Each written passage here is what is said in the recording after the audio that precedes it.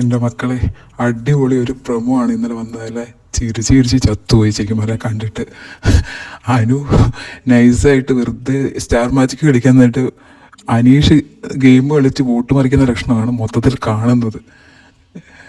മിക്കവാറും അനു തേച്ചു എന്ന് പറഞ്ഞിട്ട് സിമ്പതി കാർഡ് ഇറക്കി മിക്കവാറും അനീഷ് വോട്ട് മറിക്കുന്ന എല്ലാ ലക്ഷണവും കാണുന്നുണ്ട്. അതിനുള്ള പരിപാടിയാണ് അനീഷ് ഒപ്പിക്കുന്നത്. അല്ലാതെ അനു സീരിയസ് അല്ല, അനു ചുമ്മാ തമാശക്ക് കളിക്കുന്നതാണ് അനീഷിന് തന്നെ അറിയാം. പിന്നെ അനീഷ് വെറുതെ ഈ ഒരു നമ്പർ ഇറക്കേണ്ട കാര്യമില്ലല്ലോ. അപ്പോൾ ഇന്ന് രാവിലെ ശരിക്കും പറഞ്ഞാൽ ആ സീനെ കണ്ട് ചിരിച്ച് എത്തുപോയി ശരിക്കും പറഞ്ഞാൽ. അനീഷ് ഇങ്ങനെ അനീഷിനെ കുറിച്ചുള്ള അഭിപ്രായമൊക്കെ ചോദിക്കാനും എൻ്റെ അടുത്ത്. അതിനുശേഷം ലാസ്റ്റ് ഒരു ഡയലോഗാണ്, നമുക്ക് കല്യാണം കഴിച്ചാലോ എന്നുള്ള രീതിയിൽ. ശരിക്കും പറഞ്ഞാൽ അനു എന്താ പറയുക, ഫ്രീസായി പോയി എന്ന് പറയാം. അനുവിന് എന്ത് ചെയ്യണമെന്ന് അറിയാൻ പറ്റാത്ത അവസ്ഥ. അനു നൈസായിട്ട് ആ ഊഞ്ഞാലിങ്ങനെ പുറകോട്ടേക്കൊരു കറക്കം അങ്ങോട്ട്. എന്നുവെച്ചാൽ എന്ത് ചെയ്യണമെന്ന് അറിയാൻ പറ്റാതെ അനു ശരിക്കും പറഞ്ഞാൽ പേടിച്ച് വല്ലാതെ ആയിപ്പോയി. എന്താ പറയുക, ഇപ്പം എനിക്ക് പേഴ്സണലി ആണെങ്കിലും ഇപ്പം കുറേയൊക്കെ അനുമോൾ ഫാൻസിനും എന്താ പറയുക യെസ് പറയണമെന്ന് ആഗ്രഹം ഉണ്ടെന്ന് തോന്നുന്നില്ല. നോ തന്നെ ആയിരിക്കണം എന്നായിരിക്കും ആഗ്രഹം. പക്ഷേ കുറേ ഫാൻസ് ഉണ്ടല്ലോ, രണ്ടുപേരും അടുത്തിരിക്കുമ്പോൾ തന്നെ അയ്യോ അവർ കോമ്പൗണ്ട് അവർ കല്യാണം കഴിക്കണം എന്നൊക്കെ പറഞ്ഞ് കുറേ എന്താ പറയുക വിവരമില്ലാതെ കുറേ എണ്ണത്തിനുണ്ടാവും ഇങ്ങനെ നടക്കാം. കോംബോ ഒപ്പിക്കാനും കോംബോ കുഴപ്പമില്ല, പക്ഷെ അവർ തന്നെ കല്യാണം കഴിക്കണം എന്നൊക്കെ പറഞ്ഞ് നടക്കുന്ന കുറേ ടീമുകളുണ്ട്. ഇപ്പം സീസൺ 5 ഓൾറെഡി കല്യാണം കഴിച്ച അഖിലിനെയും പിന്നെ ശോഭനയും കൂടി കല്യാണം കഴിപ്പിക്കാൻ വരെ നിന്ന ടീംസ് വരെയുണ്ട്. അനീഷ് ഇത് പക്ക ഗെയിം കളിക്കുകയാണെന്നാണ് എനിക്ക് കൃത്യമായിട്ട് കഴിഞ്ഞ ദിവസം തന്നെ വ്യക്തമായിരുന്നു. കാരണം എന്ന് വെച്ചാൽ കഴിഞ്ഞ ദിവസം മിനിഞ്ഞാന്നത്തെ ദിവസത്തെ ആ ഒരു ലൈവ് കണ്ടാൽ ശരിക്കും മനസ്സിലാവും അനീഷ് ഭയങ്കര ഓവറായിരുന്നു. കാരണം അനുവിൻ്റെ മണി ബോക്സ് സംരക്ഷിച്ച ശേഷം ഡയലോഗുണ്ട്, എനിക്കെന്തെങ്കിലും പറ്റിയ ശേഷം എന്നെ സ്നേഹിക്കുന്നവർക്ക് എന്തെങ്കിലും പറ്റാൻ ഞാൻ സമ്മതിക്കൂ എന്നൊക്കെ പറഞ്ഞിട്ട്. അപ്പം തന്നെ അനീഷ് കളി തുടങ്ങിയെന്ന് എനിക്ക് മനസ്സിലായിരുന്നു. അതുപോലെ തന്നെ എന്താ പറയുക, അന്ന് ഭയങ്കര ഓവറായിട്ട് അനുവിൻ്റെ പുറകെ തന്നെയായിരുന്നു. അനു ഒരു സെക്കൻഡ് കിടക്കുമ്പോഴത്തേനും തുടങ്ങും എണീക്ക് എന്ന് പറഞ്ഞാൽ അനുവിൻ്റെ പുറകെ എന്താ പറയുക ഒരു ടോർച്ചർ പോലെയാണ് തോന്നിയത്. അങ്ങനെ പുറകെ നടക്കുന്നുണ്ടായിരുന്നു. അപ്പോൾ അനീഷ് കളത്തിലിറങ്ങിയെന്ന് സ്പോട്ടിൽ തന്നെ മനസ്സിലായി. അപ്പം ഞാൻ പല പേജസിലും അല്ല ഇതിനകത്തൊക്കെ കമൻറ്റ് ഇട്ടിട്ടുണ്ടായിരുന്നു, അനീഷ് കളി തുടങ്ങി നോക്കിക്കോ, വെയിറ്റ് ആൻഡ് സി, അനുവിനിട്ട് പണിയാനുള്ള പുറപ്പാടാണ്. കാരണം 2 ദിവസം കഴിയുമ്പോൾ അനു തേച്ചെന്ന് പറഞ്ഞു കഴിഞ്ഞാൽ സിമ്പതി ആയല്ലോ ഏത്. അപ്പോൾ പിന്നെ അനുവിൻ്റെ വോട്ട് ഇപ്പോൾ ഈ കോംബോ ഫാൻസ് ഉണ്ടല്ലോ കുറേ, അപ്പോൾ അവരൊക്കെ സിമ്പതി കൊണ്ട് അനീഷിന് വോട്ട് ചെയ്യുകയും ചെയ്യും. അനീഷ് നമ്മൾ വിചാരിക്കുന്ന പോലെ ഒരാളല്ല. ഇപ്പം തന്നെ ശ്രദ്ധിച്ചാൽ മനസ്സിലാവും. ഈ മോഹൻലാൽ വീക്കെൻഡിൽ എന്ത് പറയുന്നു അതനുസരിച്ച് കളിക്കുന്ന ഒരാളാണ് അനീഷ്. പിന്നെ ഇപ്പം അനീഷ് ആദ്യം വലിയ വെയിറ്റ് ഇട്ട് നിന്ന വ്യക്തിയാണോ, എല്ലാവരോടും ഒരു കൈയകലം എന്നൊക്കെ പറഞ്ഞിട്ട്. അപ്പം മോഹൻലാൽ വന്നിട്ട് പറഞ്ഞു എല്ലാവരുമായിട്ടൊന്ന് വർത്തമാനം പറയാനും എല്ലാവരുമായിട്ടൊന്ന് മിങ്കിളായി നിൽക്കാനും ഒക്കെ പറഞ്ഞു. അടുത്ത സെക്കൻഡിൽ പുള്ളി എല്ലാവരുമായിട്ട് മിങ്കിളാകാൻ തുടങ്ങി. അതുപോലെ തന്നെ ഷാനവാസിനെ സുഹൃത്തായി കാണാൻ പറഞ്ഞു. അപ്പം തന്നെ അതാ സുഹൃത്തായി കണ്ടിരിക്കുന്നു.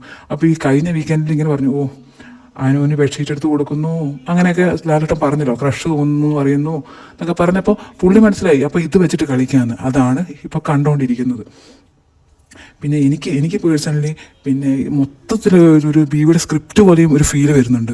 കാരണം എന്ന് വെച്ചാൽ അനീഷ അനുവിൻ്റെ അടുത്ത് ക്രഷ് എന്ന് പറയുന്നു. അടുത്ത ദിവസം നല്ല കുറച്ച് ദിവസം കഴിയുമ്പോൾ നെവിൻ അനുവിൻ്റെ ബെഡിൽ വെള്ളമെടുത്ത് ഒഴിക്കുന്നു. അനു സോഫയുടെ അടിയിലോട്ട് മാറിക്കിടക്കുന്നു. അനീഷ് വന്നിട്ട് ബെഡ്ഷീറ്റും തലയിണയും കൊടുക്കുന്നു. അതിനുശേഷം ആദിലയും കുറേ ആയിട്ട് അടിയുണ്ടായി വേർപിരിയുന്നു. വീണ്ടും അനീഷിൻ്റെ അടുത്ത് ജോയിൻ ചെയ്യുന്നു. അപ്പോൾ മൊത്തത്തിലൊരു സ്ക്രിപ്റ്റ് പോലെയും ഫീൽ ചെയ്യുന്നുണ്ട് മൊത്തത്തിൽ. എനിക്ക് അറിഞ്ഞുകൂടാ. എന്തായാലും അനുവിന് സമ്മതമൊന്നുമല്ല. അനു നോ പറഞ്ഞില്ലെങ്കിലും നോ എന്നല്ല, എനിക്ക് കുറേ ബാധ്യതകളൊക്കെ ഉണ്ട്, 2 വർഷം കഴിഞ്ഞിട്ട് ഞാൻ കല്യാണം കഴിക്കുന്നുള്ളൂ, എൻ്റെ ഒരു പിന്നെ പ്രണയം പൊട്ടിപ്പോയി എന്നൊക്കെ അനീഷിൻ്റെ അടുത്ത് പറയുന്നുണ്ട്. അനീഷിന് എന്താ പറയുക മുഖം വീർപ്പിച്ച് എഴുന്നേറ്റ് പോവുകയാണ് ചെയ്തത്. അപ്പോൾ അവിടെ തന്നെ മനസ്സിലാകാം ഇത് ഒരു മനഃപൂർവ്വം ക്രിയേറ്റ് ചെയ്ത ഒരു സംഭവമാണ് അനീഷ്. ഇങ്ങനെ ചെയ്തിട്ട് ഇനി മിണ്ടാതിരുന്ന് അനു എന്നെ ചതിച്ചെന്ന് പറയാമല്ലോ ലാസ്റ്റ്.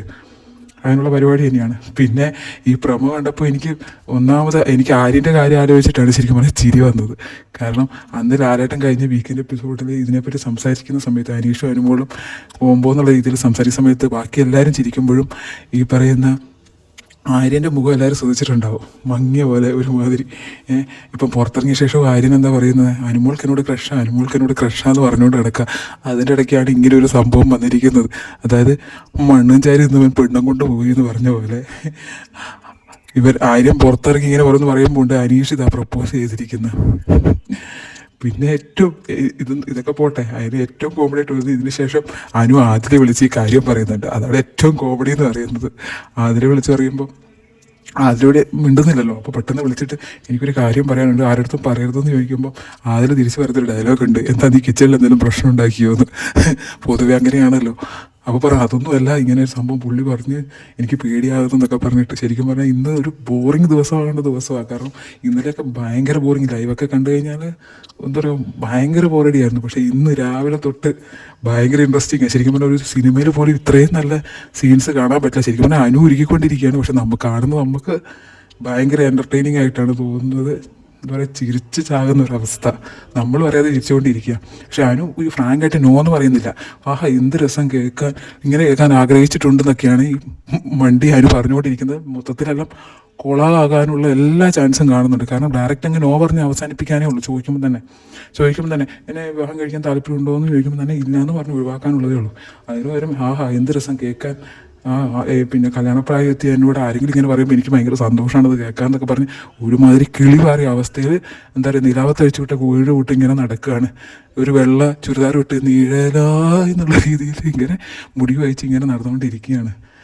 അപ്പോൾ ഇനി ബാക്കി കാണേണ്ട കാഴ്ച തന്നെയായിരിക്കും എന്താകുമെന്ന്. എന്തായാലും ലാലേട്ടൻ വരുമ്പോൾ ഇത് ചോദിച്ച് കുളമാകും, എല്ലാവരും അറിയിക്കുന്നുള്ള കാര്യം ഉറപ്പാണ്. അപ്പം അന്നേരം ഇതിനൊരു കൺക്ലൂഷൻ ഉണ്ടാവും. എങ്ങനെയാണെങ്കിലും യെസ് ആണെങ്കിലും നോ ആണെങ്കിലും അനു യെസ് പറയുമോ എന്ന് പോലും ഡൗട്ടുണ്ട്. അങ്ങനത്തെ ഒരു രീതിയിലാണ് അനുവിൻ്റെ പെരുമാറ്റമൊക്കെ മൊത്തത്തിൽ കാണുമ്പോൾ തോന്നുന്നത്.